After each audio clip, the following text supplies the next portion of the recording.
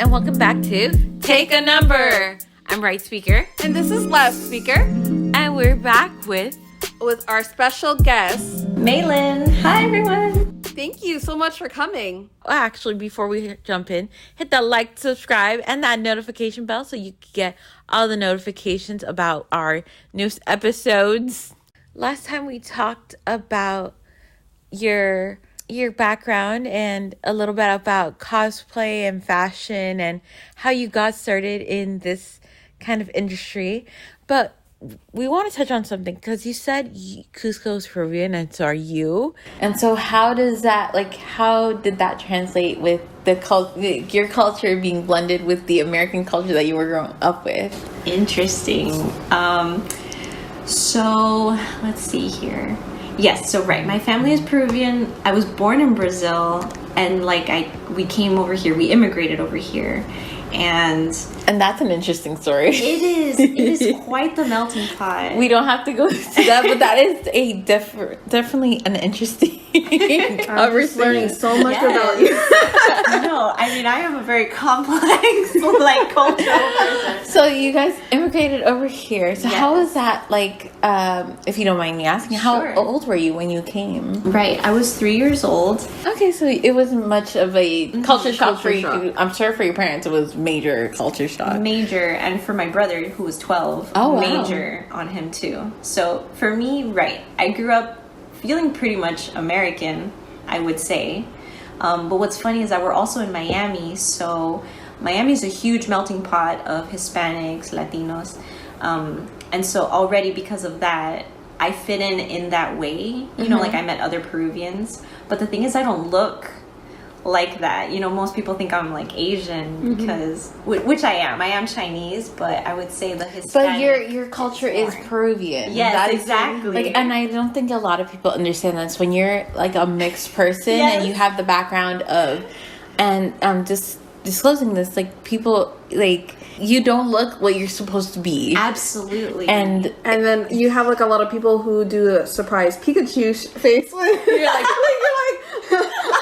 I'm actually from the Dominican Republic and you're light skinned. Right, and they're like, but you don't look it. And I'm like, yeah, but I speak Spanish. We cook Peruvian food. Yeah. I mean, there's so much, nowadays, there's so many people who are from different cultures, and even though their ethnicity may be like you said, your background's Chinese, but you grew up with Peruvian culture and you grew up with eating that, and there's so many people I've met.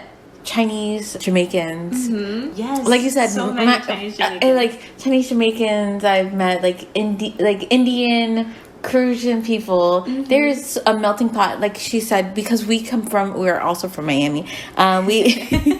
We do understand that's where the melting pot is. You see that there is so many different cultures and so many different backgrounds that you would not pair together, and you wouldn't think they mix, but they mix so amazingly well. I know they do. That is so right, Speaker.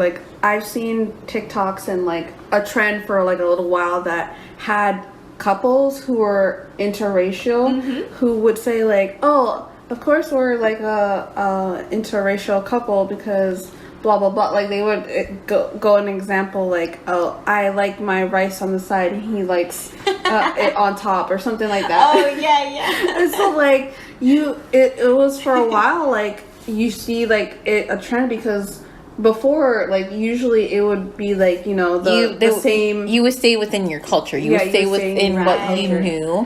And nowadays it's so beautiful to see that not only cultures and understanding of cultures are done, but the mixing of ethnicities are happening, and people are so complex now because of that. Absolutely, for sure. And I like it too because then people don't have to feel that they're trapped within a certain range of things. They could go about whatever fits them the best in terms of being able to love another person or enjoy another person's culture without having to be stopped to do that. And so it's a good way for other people, especially here in the United States where we have so many immigrants as what our like backbone and our melting pot is.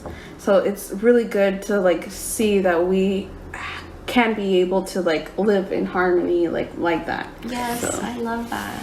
And then one question for you. If somebody's going to a Peruvian restaurant, what is the thing that you would recommend the most? So I know after this, some of our listeners are going to go search for a Peruvian restaurant. So tell me, like, so what would you recommend for anybody who's going out to a restaurant and maybe like they're like, oh yeah, I heard this person, they're Peruvian. I want to try that food too. So what's like your go-to order? And then after that, we'll go about like the holiday, like how you go and celebrate your holidays. Awesome. Okay, so yes, I would say if you want to play it safe and delicious, lomo saltado. So what is that before you go into your next one? Totally. Lomo saltado is like cut up beef, stir fried. Oh, right, because since there is a big Asian influence, we call it like chifa in Peru.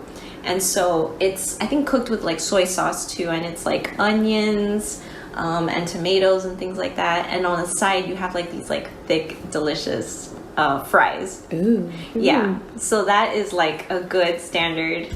Does lomo it come saltado. like with a sauce or something? Yeah, it gets cooked in that like soy saucy Okay, sweet so sauce. So it's already sauced up. Yeah, it's already it's good. sauced up. I was just making sure because like for some people who like have like dietary restrictions, like Yeah, it's already in there. Okay, so what is your second? The second one is a little bit more adventurous, which is ceviche, which I think if you haven't had like, it's raw fish cooked with lime juice, I believe. So still technically raw. For those of you who are a little bit afraid of eating raw foods, just know that it is, if you find a good restaurant, it should be fine to eat. Absolutely. If you see them leaving it out for a long time, then please walk away. Yes. So the lime juice helps cook the fish, and so it won't look like poke or something. Like it'll actually look cooked. But yeah, that one is a classic Peruvian. Is it similar to like the sushi that? Okay, so it's like It looks like a white fish. Honestly, it looks amazing, and I haven't had the chance to try it yet. So like after we finish this interview, I'm probably gonna go try it myself because I am an adventurous person. I am not, so that's why I'm asking all these different questions. Like, is it good to eat? Like, how can I like have it safely?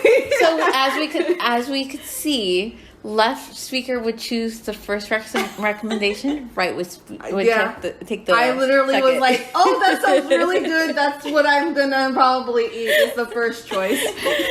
You see, I know people.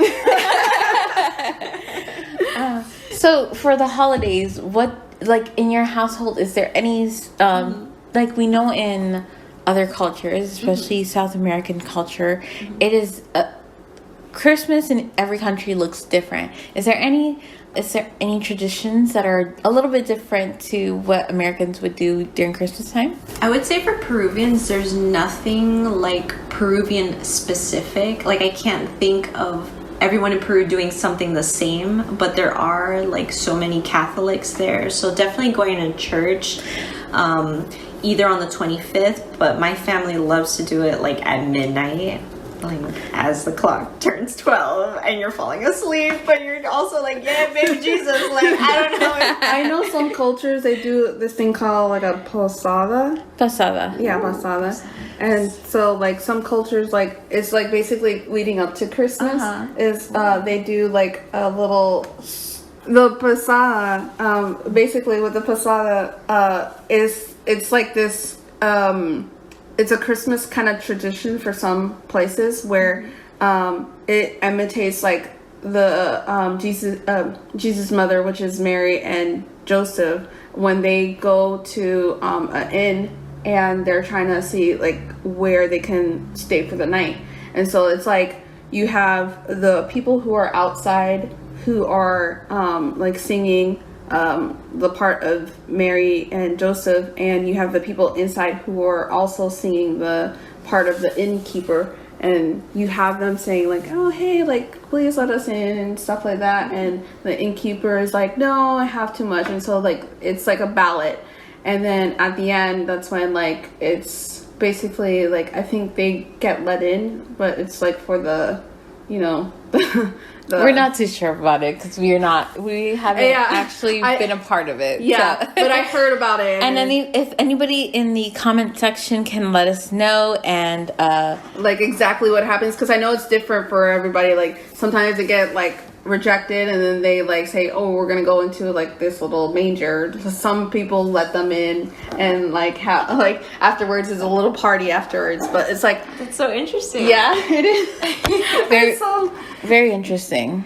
And so like we that's why like I'm over here like, oh, there's like different things that different people come up with. And if you guys want to add in the comment section what you guys do, what are your traditions, that'd be great. So we could, this is interactive. Are you creating any more like outfits for like this month of like January? That like probably is going for presidential holiday, or like is there like a specific holiday that you're looking forward to, or is there any cons that you're looking forward to doing? Right, so February is Valentine's Day, and I love just putting hearts on anything. I don't know.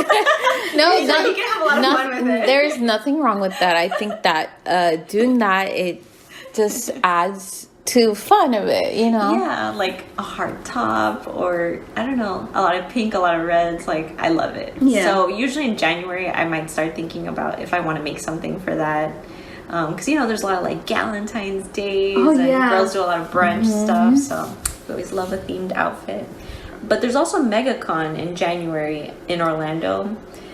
So I might do that one. I'm still thinking about it. Yeah, and just for you guys, just to let you know, we are saying con, but that means convention. So usually when people say cons, it's usually an anime or Japanese inspired convention, which has a lot of not only Japanese animation, but also can do comic book characters, TV show characters, and different dress ups and garbs that people dress in. There's also like cons too, where like people dress up as their favorite characters for like for like games and stuff like that. So it's just a short for convention for people who gather together and express or get more knowledge of what's going on in that realm of what they are interested in. Yes, it's so fun. So if you haven't gone, you gotta go. Yeah, at least once. And go to I would recommend, if you haven't gone, go to the smaller ones first and then build up to the bigger ones, because the bigger ones, although they have a lot to do, you're gonna get overwhelmed way too quickly. Oh yeah, because like the smaller ones, they're more intimate. I know we went to a couple of smaller cons and we were able to interact with our favorite voice actors. And it was just like one-on-one talking, and it was better because then you don't have like a huge line behind you and like trying to talk to your favorite person. You're so right. It's much less pressure, less chaos. Who was it though that you met? We met Chris Vaughn, the guy who does Vegeta.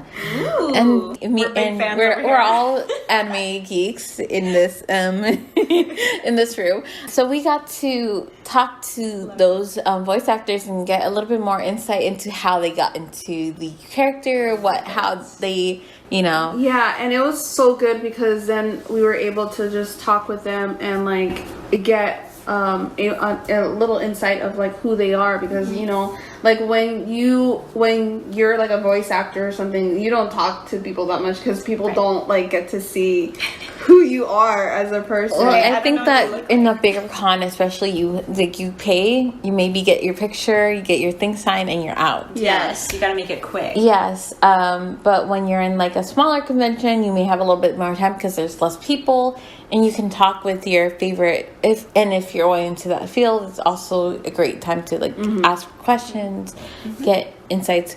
But that's neither here nor there. We'll go into that when we get into a episode where we talk to a voice actor. Yeah. Oh, that would be so cool. I know. Like, who would we talk to? Well, that would be a surprise. A surprise for both of us. Yeah. Surprise. We enjoyed this time with you in this video talking about the different aspects of your life, Mey Lynn.